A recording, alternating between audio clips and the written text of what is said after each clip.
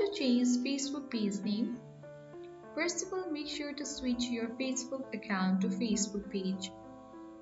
Then on this left panel you can see the profile, click on it.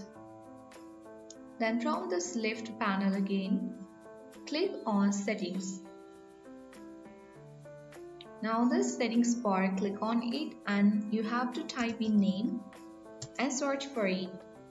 At the top only you will find the option of name, click on it and after that you have to click on the view button of name. Here you need to click on edit of name and you can delete this current name and easily change the name. So if you change your name on Facebook, you won't be able to change it again for 60 days. So you have to wait for 60 days to change it again.